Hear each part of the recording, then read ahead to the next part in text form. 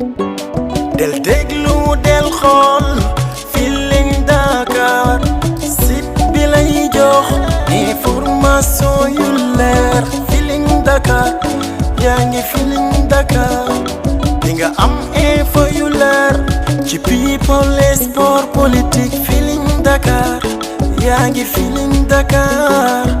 Feeling Dakar notre plateforme d'information. salaamaaleykum mbokki internet yu Feeling Dakar ñu ngi leen di nuyu bu baax a baax di leen dalalaat ci seen beneen émission tey nag ñu ñëw seeti kenn koo xamante ne bi dootuñu ko présenté bu ñu nee football sénégalais kenn du ko wax ba pare doo ko tudd ci ñi nga xamante ne bi ñoo njëkk a siggil Sénégal ñoo njëkk a dooleel Sénégal mais ñoo njëkk a yóbbu drapeau Sénégal un peu partout à travers le monde muy l'international Alassane Ndour Alassane ñu ngi lay nuyu di la dalal ci Feeling Dakar. waaw maa ngi lay fay Bamba di nuyu internet yëpp ñi nga xamante ne ñuy suivre Feeling Dakar. merci beaucoup Alassane alors je pense que dañuy doore nag ci li nga xamante ne bi mooy actualité li bees dëgg-dëgg muy final bi nga xamante ne bi Sénégal jël na ko yàggul muy Coupe d'Afrique des Nations alors yow nga bokkoon ci ñi nga xamante ne bi ràññee nañu leen 2002 ñu njëkk a teewal Sénégal donc Coupe du Monde njëkk a teewal Sénégal Coupe d'Afrique dem ba final tey jii bu ñu dee fàttaliku sax Alassane Ndour la ñu gën a gis ci image yi mu nekkoon final bi ñu pertroon mu metti woon ko trop ba ñuy gis ay jooyam et tout donc tey bu ñu ñëwee jël coupe bi déjà ñu ne Sénégal champion d'Afrique déjà lan la def. waaw loolu sant yàlla bu baax a baax a baax ba ñu fekkee ko tal ko parce que 20 ans après jéewoon nañu en 2002 perte finale boobu ci Cameroun comme ni nga ko waxee ñu jooy ba sonn ñun ñëpp donte xam naa mën nañ ci gënoon ràññee ci jooy waaye am na ñeneen ñu jooy tamit waaye loolu tamit bëgg suñu réew rek moo ñu jàpp tey 20 ans après suñu borom jox ñu ndam donc foofee ca Cameroun donc loolu dañ ci sant suñu borom bu baax dafa nekk lu rafet lu neex si ñun donc vraiment mu nekk tamit mbégte kontaante boo xamante ni kenn mënu la wax fu mu toll ndax lu Sénégal yëpp doon xaar la di ko xaar vraiment ñu koy perte di ko perte ba tey suñu borom jox ñu ko foofu noonu ca Cameroun donc loolu dañ koy sant bu baax a baax di ko gërëm ci li nga xamante ni ndam loolu mu ñu defal. alors bala maa ñëw ci ndam loolu Alassane bu ñu fàttali ko 2002 période yooyu naka ngeen ko dundee woon et puis perte boobu donte malgré que siggiloon ngeen Sénégal demoon ngeen ba finale vraiment daje Cameroun mais aussi mondial bi aussi ñu dem ba quart de finale bu ñu dee fàttaliku moment yooyu yan soo ko dee fàttaliku yan souvenir ngay am. waaw day nekk moment yu neexoon vraiment déjà ay xale nañu woon donc nekkoon ay xarit tamit doon ànd di football donc dafa nekkoon li nga xamante ni dafa neexoon trop si ñun ba pare doon football di sigil suñu réew nekkoon période boo xamante tamit turu Sénégal ubbiwoon nañ ko fu sori ci cadre football donc loolu mënuñu ko fàtte ma ne kaf nañu foo nañu ree nañu football nañu donte amuñu ndam sax waaye vraiment def nañ suñu empreinte ci football Sénégal parce que laata ñu jël coupe bi nii je pense que Sénégal mosul woon sore nu mu sori noonu c'est-à-dire dem ba ay finale coupe d'Afrique ba pare dem ba ay quart de finale coupe du monde donc loolu yëpp mbégte la boo xamante ni mënuñu ko ba léegi nii ñi ngi ci buñ koy xalaat sax wala buñ ciy wax day neexaat ci ñun donc loolu dafa nekk li nga xamante ni moom boo nekkee footballeur nekk sénégalais mënoo ko fàtte. waaw donc dafa neexoon na trop. c'est vrai que yéen a wane yoon bi yéen a wane ne c'est possible donc Sénégal mën na dem mondial yéen a wane ne Sénégal mën na dem ba final et pourquoi pas jël coupe bi seen génération déjà bu ñu ñëwee ci Alassane Ndour moom ci début ay carrière am fan la ko commencé fii ci Sénégal wala ci bitim réew. non man fii laa commencé Sénégal fii nii man boo fa maa ngi dem jouer fii ci nawetaan nii ak en cadet joué ma fi nag senior cadet rek laa joué ay Liberté 6 après ci laay dem France donc Touré moom moo yóbbu France moom nekkoon dirigeant Yogo Saint-Étienne donc foofu laa démarré sama cursus nekk ci formation yi donc ci académie Saint-Étienne bi ci laa yéeg ba signé professionnel et puis continuer sama sama cursus en Angleterre après ñëw à Troyes après delluwaat Angleterre encore après dellu dem en Grèce donc foofu laa jeexalee sama carrière. alors ne loolu nekk loo xamante ne bii carrière professionnelle la macha allah bu Alassane Ndour sa ñëw ci équipe nationale rejoindre Lions du Sénégal 2002 naka la demee dañu toog gis sa talent ñu contacter la wala yow yaa wax carrément ne bëggoon nga ñëw ci équipe nationale. waaw je pense que bon dañoo gis sama talent ñu contacter ma mais balaa loolu temps yooyu équipe de France dañoo doon nekkoon ci ginnaaw joueurs africains yi. donc doon waaj il fallait que ñoom waa Sénégal seen ndaw yi ju teel leen récupérer balaa équipe de France di leen jël parce que man temps yooyu équipe de France mi mu doon waaj yónnee sélection. da nga amoon nationalité française. parce que dama am nationalité. donc du coup sénégalais yi nag ba ñu jógee loolu donc mu amoon liggéey bu baax bu ñu ci defoon ci jeunes yi nga xamante ne ñi ngi woon France di joxe bu baax. balaa ñuy yéexantu balaa équipe de France di leen jël ñu teel leen récupérer donc ci lañ may woo ci benn match Sénégal contre Mali donc match espoir yi la woon donc ñu woowoon ma pour ma ñëw football ci match boobu noonu ma ñëw football donc ba ma ñëwee football nag tout de suite après un mois après ci ndéeg ci professionnel yi rapidement mu nekkoon match certainement match bu ma defoon match bu baax. donc rapidement rek après ci laa yëg ci professionnel yi commencé football foofu at équipe A sélection A bi donc noonu la sama ñëw nekkee fii ci sélection équipe nationale. macha allah alors génération 2002 bu ñu ko dee méngale ak fii réew mi toll tey lan ngay gis ne mooy différencier ñaari génération yi bu 2002 bi ak bi nga xamante ne bii moom la ñu nekkee. waaw génération 2002 bi ak léegi fi ñu toll nii différence bi tey bon li ñu dem nawee génération 2002 ci lu bare ñu ngi koy gis ci xale yi parce que man su ma seetaanee match bu mujj bi nii muy match contre Égypte bi ñi mujjee gagné nii daf ma doon jox lu bari ci génération 2002 parce que gis naa ci pressing gis naa ci xale yi agressif gis naa booy ak jom ak fulla ak ni ñuy conserver seen résultat ak ni ñuy malmener adversaire bi yooyu yëpp daan naa ko gis ci génération 2002 donte xale yi sax avant yaa peut-être avant CAN bi dañ leen wax souvent woy manqué nañu caractère bokkuñu comme génération 2002 ak yooyu waaye ni ma leen gisee nii surtout ci match ci final bi ak ci match bii nii surtout gis naa xale yi nga xamante ne wax dëgg yàlla mënatuñ leen waxate amatuñu caractère parce que caractère moo tax ñu gagné match bi caractère moo tax ñu qualifié parce que nekkoon nañ ci position bu xawoon délicat donc équipe yi mënul bokk parce que ñi ko doon football bokkuñu génération yi bokkuñu football bi évolué na waaw waaye am na li may jàpp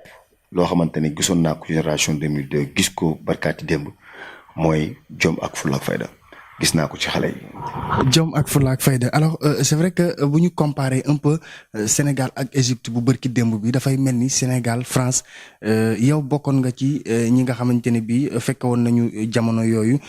Sénégal France lan nga anecdote yi nga ñu mën a nettali veillu match bi nga xamante ne bii doon ngeen ko football ak France ba gagné ko parce que c'est vrai que même détermination bi la xale yi amaat bërki démb ak Égypte. waaw comme noonu la waxoon rek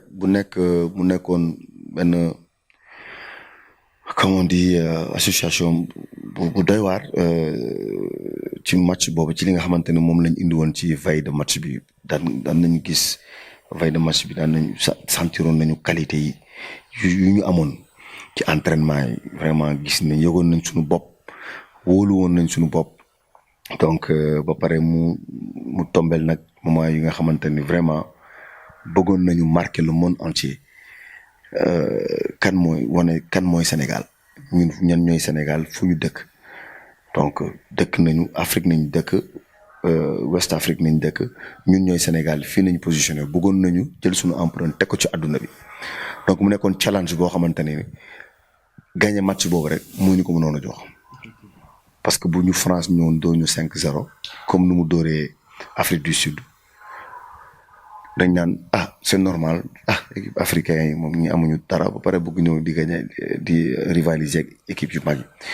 donc pour ñu wane woon suñu bopp pour ñuy xam ñun fu ñu dëkk ñu xam intéressé wu ci Sénégal il fallait que ñu ñëw def résultat donc loolu nekkoon surmotivation bu doy waar si ñun donc boo gisee entraînement boobu noonu sax veille entraînement bi dañ ko mujjoon partiellement arrêté parce que xawoon nañ sax xuloo suñu biir ci loolu parce que ci waaw parce que équipe buy dem la équipe bu solide la équipe bu am caractère donc souvent suñu entraînement yi da daan métti si ñun sax parce que daan na am xeex daan na am lu ne mais loolu yëpp day wane ay signes yoo xamante ne mooy équipe bu am fulla am fayda gëm lu ñuy def gëm seen bopp ba pare teg ko ci yoon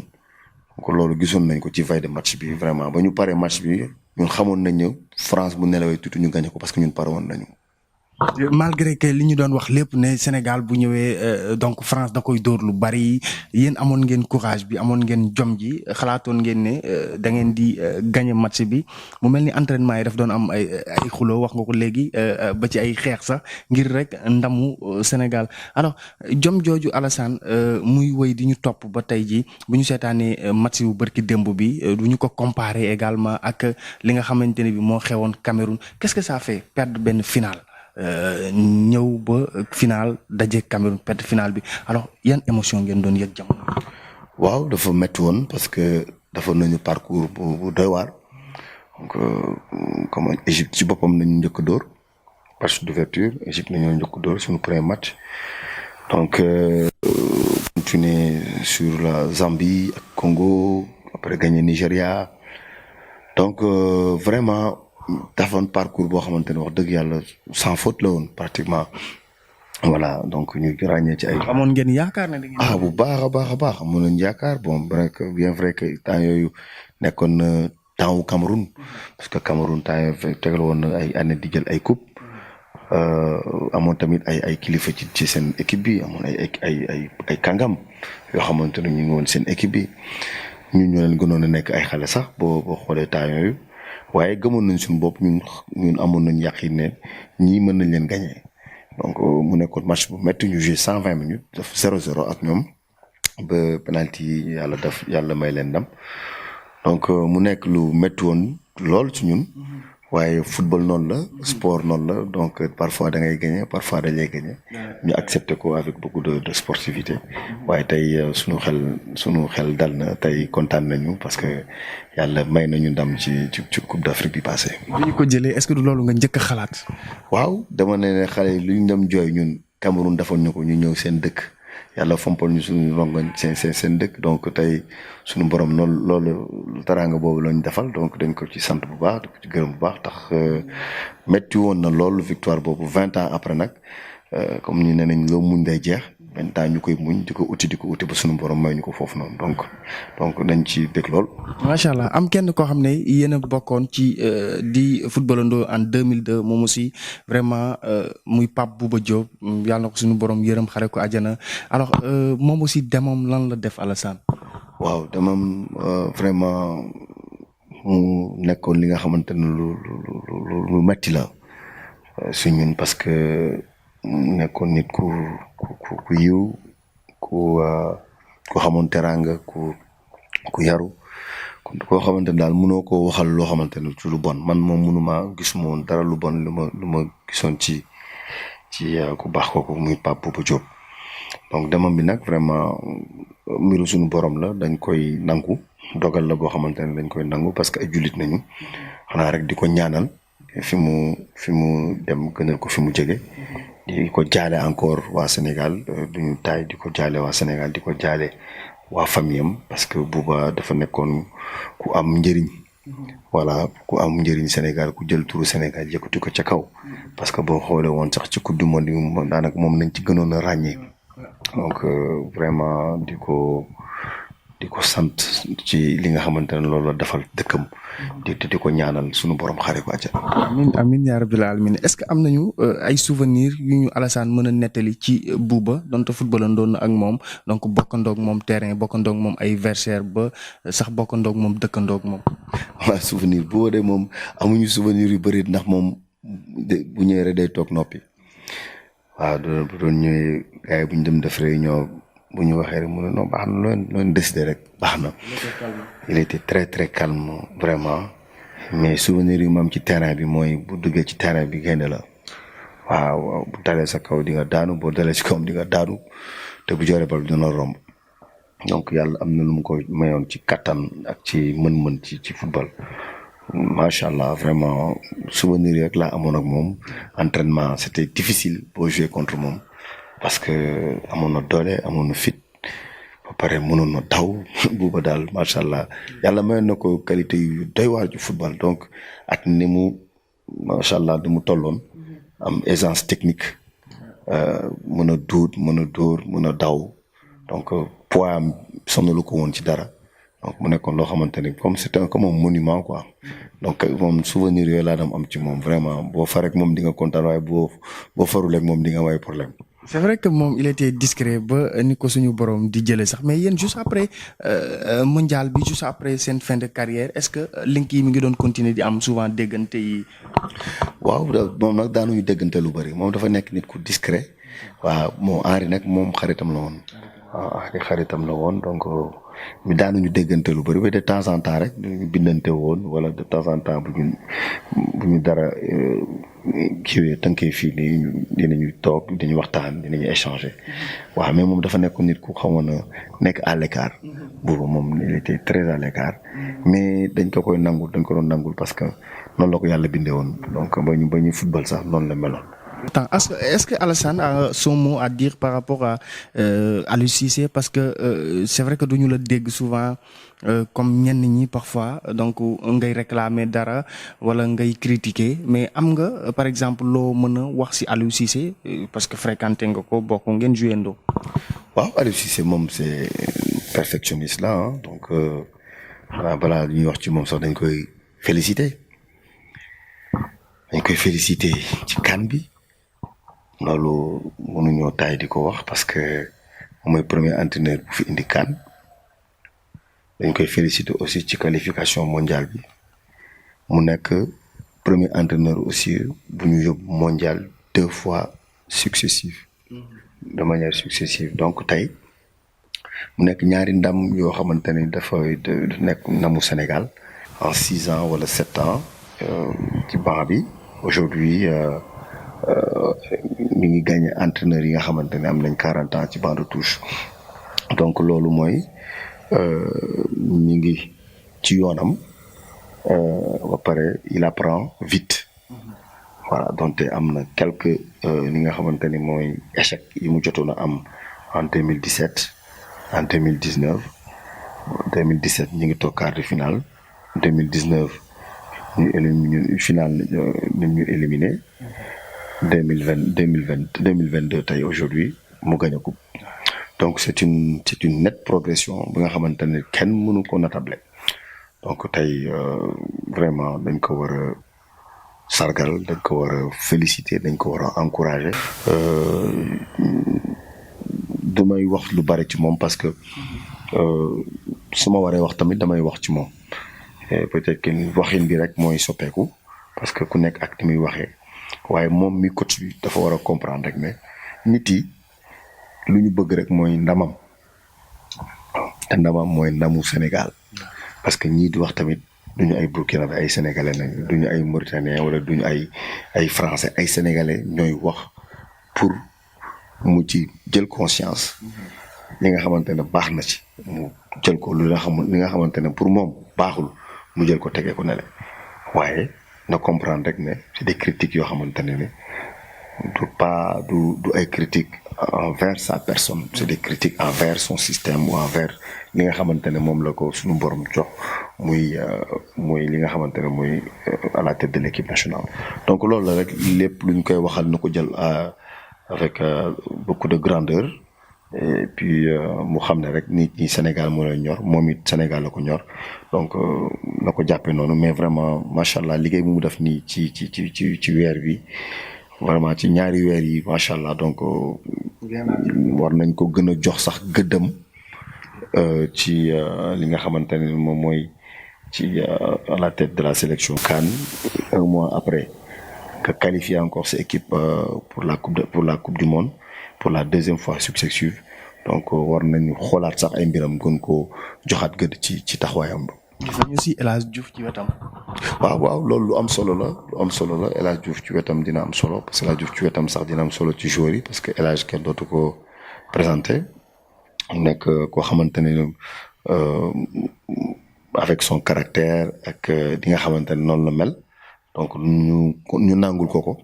parce que am na lu mu def ci équipe nationale loo xamante ne ñu bëri defuñu ko fa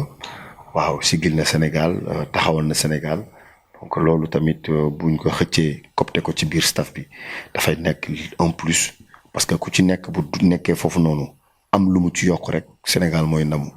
donc loolu tamit dafa am solo luñ ko ci jëlee boole ko ci am na solo la preuve bañ ko ci boole tamit gis nañ am na ay résultats donc loolu yëpp dafa am solo donc bu nit yi defee les bons choix pour sunu réew pour sunu football rek je pense que mën nañoo espérer gën a sori. D'accord alors Alassane juste après moom retraite am ci football nag dafa ñëw lancé wu ci beneen carrière boo xamante ne bii dama naan sax carrière la parce que daf ko commencé à show aussi muy wàllu social yàgg nañu di la ci gis ci Ramadan déjà mu ngi ñëw Marmite du Cœur ñu yàgg déjà idée bi fan la jógee ci Alassane Ndour ak social. waaw social dafa nekk loo xamante ne dafa am solo ci ñun déjà boo xoolee man sama famille. maanaam bu mag la ñu ngi dëkkee foofu ci Liberté 6 pratiquement fa nañu seetaanee match yi ñun ñëpp koñ bi yëpp souvent fa nañu añee fa nañu donc mu nekk li nga xamante ne lu ñu miis la lu ñu xam la ba pare nag boole ci bañ koy créer maag ak sama xarit Moustapha man Liberté 6 moom Liberté 5 donc mu nekkoon France tamit nekkoon ci wàllu musique bi ñu xool nu ñu mën a delloo njukkal waa Sénégal donc ci lañ koy créer tey aujourd'hui ñu ngi ci suñu 13e édition macha allah sant yàlla bu baax parce que nekkoon na loo xamante ne lu ñuy bëri waxoon nañ ci naan du dem ak donc xam nga rek Sénégal boo fi créé benn affaire boo xamante ne xamuñu ko rek di nga ci dégg lu ne waaye tey suñu borom def na mi ngi am 13 ans donc yooyu yëpp déggatuñ ko ci. donc sant yàlla ñu gis tamit am ñu bëri ñu ko roy parce que nee nañu booy def lu baax di ko wone pour nit yi di ko roy di ko gis di ko roy la donc ñu bëri di ko roy donc mu nekk loo xamante ni sant yàlla la parce que tout sax mérite parce que suñu borom mooy xool ki ko neex mu def ci moom lu ko neex donc mission boobu la suñu borom jox man ak moom ak suñu staff suñu équipe yëpp donc loolu duñ ko ndamoo dañuy xam ne rek mission la ñu ko ci sant bu baax a baax ci mission boobu noonu di dérouler suñu programme chaque année di dem léegi fu ñu toll ni ay denrées la ñuy joxe ay ceeb diwlin ak suukar nga xamante ne ñoom seen loxo jotul seen digg ginnaaw parce que football neex na alal neex na waaye tamit richesse balaa muy gën a neex mooy bii nga xamante ne moom da nga koy partagé. voilà donc loolu ci bokk na ci li ma gëm man. donc tey ànd ceeg Moustapha moom it ñi nga xamante ne on a les mêmes vertus. ñuy dox ci loolu donc tey yàlla dimbale ñu ba ñu ngi egg suñu 13e édition di ko waajal nii ci ay fan yu néew incha allah ñu tàmbale suñu caravane Marmite du Cœur. alors 13 ans de social mu mel ni du lu yomb parce que 13 ans ngay génne ci sa alal di joxe di ko partager c'est vrai que dafa am ñu nekk ci seen ginnaaw wala yéen ci seen alalu bopp ngeen di génn pour mën a dimbale ñu.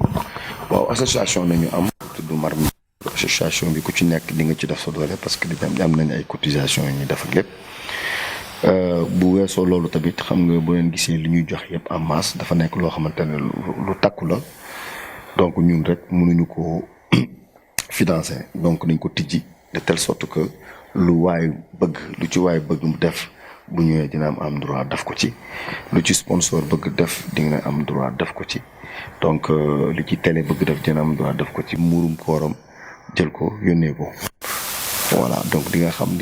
lu ci nekk di nga xam kii kenn day ñëw indi benn saako ceeb dolli ko ci nga gis koo xamante ne di nga dox mu jël nafam génne ci téeméer jox la ne la maa ci barkeelu maa nañ ci gunge noonu donc loolu xamante ne mbiru Alassane Ndour la wala mbiru Moustapha la donc du suñu mbiru ñëpp la ku ci bëgg a gis sa bopp am nga droit ñëw taxaw ci def ci li nga ci war a def te xam ne boo ko ci defee tamit dina dem fi mu war a dem. c'est vrai que ñu ngi jëm si weeru koor donc daaw ay dund ngeen doon joxe ren aussi je pense que ci lancé boobu ngeen di continuer wala neneen ngeen di. waaw ci ay dund la ñuy joxe ren incha allah rabbi parce que suñu borom moo xam rek lu muy def parce que avant Covid dañ leen def ay ndog ñu tam foofu togg rey gàtt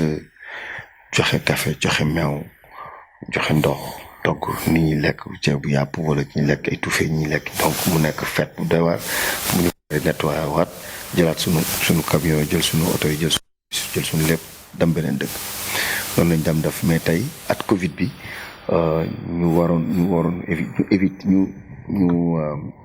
wax ñu dañoo war a éviter di jaxasoo nit yeeg yooyu donc suñu borom tamit tëjul ñu beneen xewal mooy distribution de denrées yi donc loolu jarutoon ñuy nekkaat di jaxasoo di togg ak di nekk ensemble parce que feebar bi moo ñu tënkoon waaye tey ba feebar bi nee ñu sax xaw naa dem ba xaw naa jeex sax mais ba ñu xoolee ci ñaari concept yi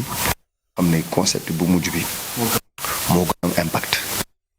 waaw moo tax nee nañ suñu borom balaa buy defar de mel ni lu yàq waaw parce que demoon nañ ba mel ni moment boo xam ne dañoo jaaxle ñu ne ñun de suñu marmi bi comme dañ ñoo teree jaxasoo est-ce que dafa defaat waaye idée bi ci la ñëw donc ñu tàmbale ko mais dañ ci continuer parce que moo ëpp impact parce que famille boo ñëw ku nekk ñëw toog sëgg ci benn bool lekk ku nekk lekk si ñaari kudd bu jeexee ngeen dem defe naa indi leen saaku ceeb ñu mën cee lekk ñaari semaine wala ñetti semaine mooy ëpp njëriñ mooy ëpp impact donc ñu continuer rek ci process boobu noonu nga xamante ne mooy gën a yomb ci ñun mais en même temps aussi mooy ëpp impact ci fi nga xamante ne foofu la jëm. effectivement parce que yamu leen aussi ci rek weeru koor gis nañ leen ci mbënn mi aussi ngeen doon def ay affaires yu am solo di dugg ci kër yi di dimbali askan wi nga xamante ne bi jot ngeen fii def sax déjà benn clip boo xam ne donc bokkoon ngeen ko ak Balla Gaye Sa Thiès loolu yëpp dans le cadre du social. waaw yooyu loolu boobu instant boobu dafa fekk ñu jaxasoo woon ak waa Servir le Sénégal ak Marième Faye Sall maanaam la première dame donc ñu amoon comme but mu nekkoon taw bu métti ci fii nii ci mbënd bi donc ñu dem foofu noonu ci banlieue bi doon génnee malade yi di leen dugal fii ci foire bi créé woon benn genre accueil foofu noonu comme maison accueil donc defar ay cloisonnement foofu ci foire ba nit yi mën a nekk foofu di fa lekk di fa añ di fa reer di fa ndekki en attendant ñu ngàcc ndox bi nekkoon seeni kër parce que ñu ci bëri dañoo pertoon seeni kër donc ñun tamit ñu bokkoon ci liggéey boobu associé woon ak waa Servir le Sénégal donc mu nekkoon lu am solo ci dëkk bi lancé woon ay téléthon lancé woon ay ñun ñi seen suñu bopp tamit lancé woon ay ñu koy waxti ay dons d'habits yi nga xamante ne à l'extérieur ni ñu ko jëlee woon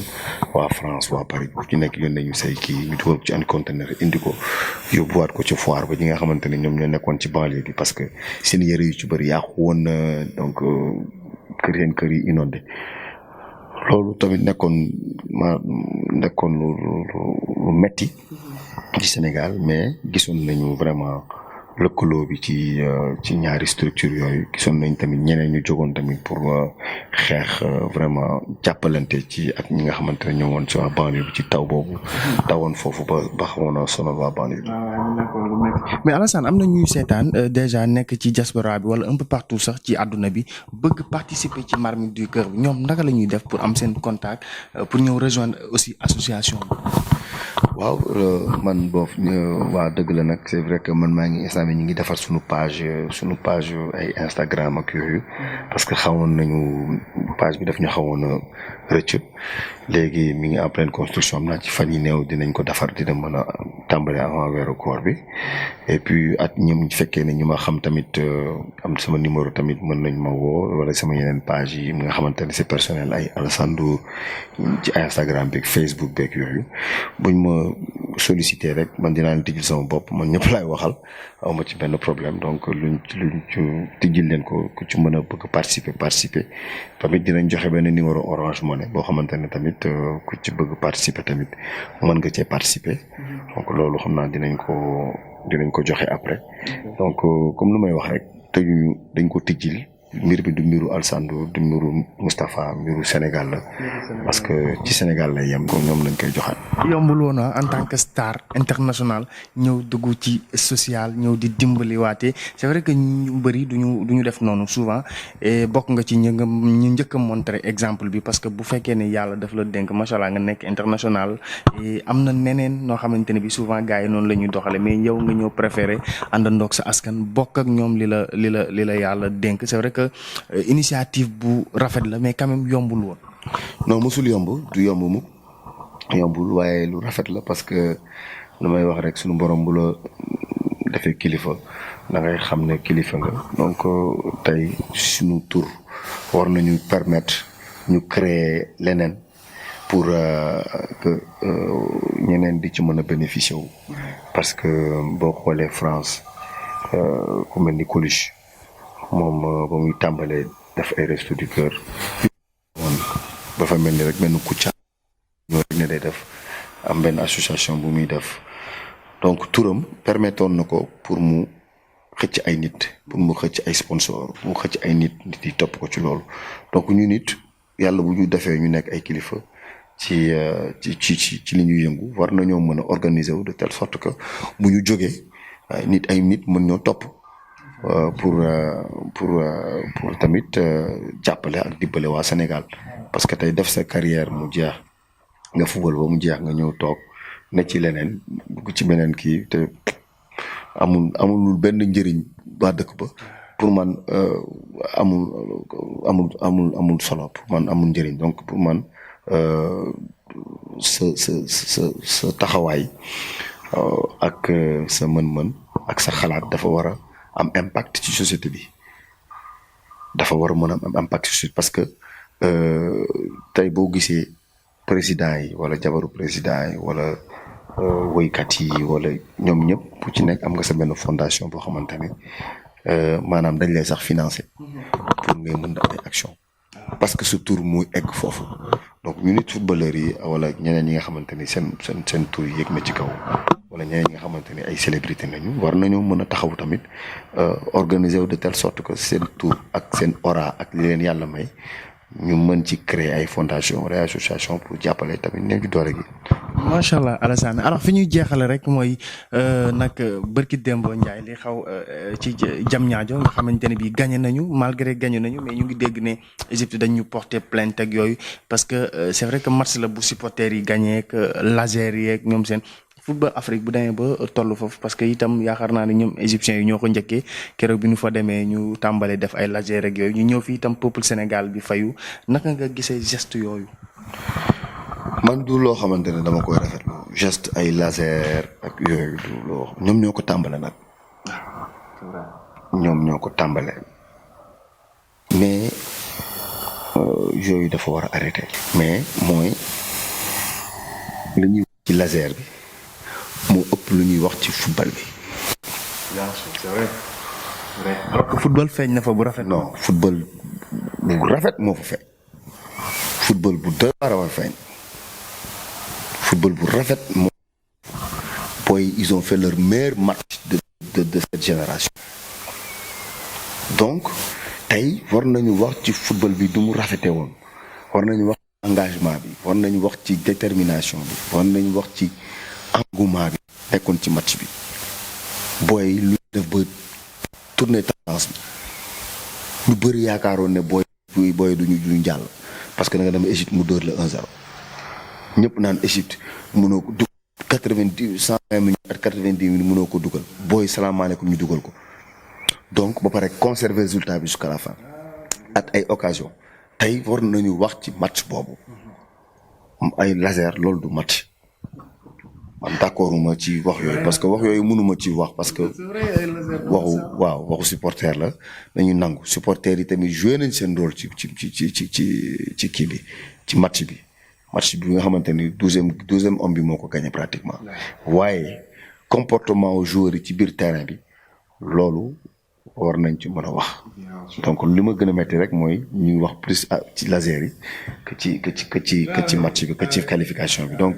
yooyu c'était une parenthèse gars yi def nañ ñu ko ñu fayu nañu waaye dinañu jël yooyu teg ko ci côté bi xam ne am nañu équipe am nañ qualité donc ni ñu xool leneen lu ñuy mën a defaruwaat pour kii mais Afrique tey war na dépasser fii nii ci ay yaa ma def laser maa la def laser rek ak yooyu loolu c'est pas le football. tey aujourd'hui nañu war a xool nan nañu mën a defarwaate équipe bi nan nañu war a mën ci mën a war a yokk pour équipe bi jëm kanam ñu ngi waajal coupe du monde bi parce que foofu boo fa demee amul ay laser. voilà donc non waaw déet mosoo fi dégg coupe d'Europe bu ñu ne laser a ko yàq wala lii ko yàq. donc mais Afrique ñoo war a dépasser loolu. waaw CAF bi nga xamante ni mooy jiite footballu Afrique bi war a toog muy Égypte wala Maroc wala Tunisie wala Sénégal wala Mali wala kii amul laser buy dugg ci terrain ñuy taxaw di laser nit yi di yàq football bi di yooyu donc loolu waratu fa am. ale bi nag maa laser retour bi naa la laser loolu je pense pas que débat bi loolu dañu war a toog arrêter loolu parce que bu dee football wane nañ ñun mën nañu football du affaire u laser parce que ak laser yi gañewul match bi de. ñu bëri nee nañu Salah gisul. déet laser bi gañewul dara booy ñëw mën football gañe Égypte voilà dina déconcentré nag mais gañewul match bi booy yi nekkoon ci biir terrain bi ñoo ko football ba mu neex supporters yi pousse leen ñu gañe match bi qualifié donc loolu waxu laser bi nañ ko jël jeex na ñu teg ko fële en espérant que bu ñuy jouer ci beneen équipe du ñu indil ay laser ba ñun tamit ñu koy indil ay laser parce que ñun suñu laser yi mooy ñoom Sadio Mané ñoo ñooy laser yi donc ñooñu dañ leen war a gën a encourager gën leen jàppale vraiment tamit waaye Égypte tamit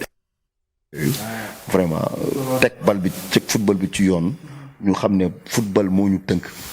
ñu jouer ko dans la sportivité ku mën sa morom duma ko voilà Sénégal mën na Égypte wan na ko ci ñaari rencontre duma na ko ñaari rencontre Égypte gagné benn yoon donc en 3 rencontres ci 1 mois ñu gagné la 2 fois nga gagné benn yoon Sénégal wan na ne moom moo mën a Égypte mais mënewu ko ci ay laser wala ci ay kii sànni na xeer kii wala kii saaga na kii déedéet da ko mën ci football gagné na ko. gis nga ne am na équipe daal bu mën a dem fu sori. man loolu gis naa ne am na équipe bu mën a dem fu sori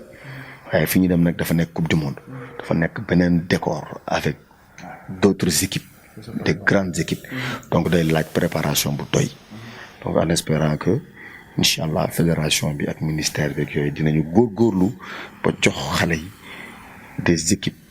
pour des bonnes équipes pour les matchs amicaux. merci beaucoup Alassane donc kontaan nañu ci amaloon nag yow jotaay bi lan ngay tàggatoo. waaw di leen sant rek di leen gërëm donc di kontaan ci seet bi donc ci interview bi di wax rek waa Sénégal ne ñun moom Sénégal moo ñu ñor yeneen ñoruñu donc ndamu Sénégal rek moo ñu tax a jóg donc ci nañu dox ba guddi donc di leen sant di leen gërëm di leen ñaanal jàmm. jërëjëfati merci beaucoup ça a été un plaisir en tout cas moom itam Alassane Ndour international bi nga xamante ne bii moom bégal nañu ci terrain bi waaye mi ngi continuer di ñu bégal donc sur le plan social di dimbale di jël alalam di ko partager ak ñi nga xamante ne bii mooy wax dëgg yàlla waa Sénégal ñu ngi koy gërëm bu baax a baax amoon mbégte lool ñëw seq ak moom waxtaan bi gërëm Ousmane mi nekkoon ci cadrage bi. del déglu del xool Feeling Dakar site bi lay jox information yu leer Feeling Dakar yaa ngi Feeling Dakar di nga am info yu leer ci people et sport politique Feeling Dakar yaa ngi Feeling Dakar Feeling Dakar notre plateforme d'information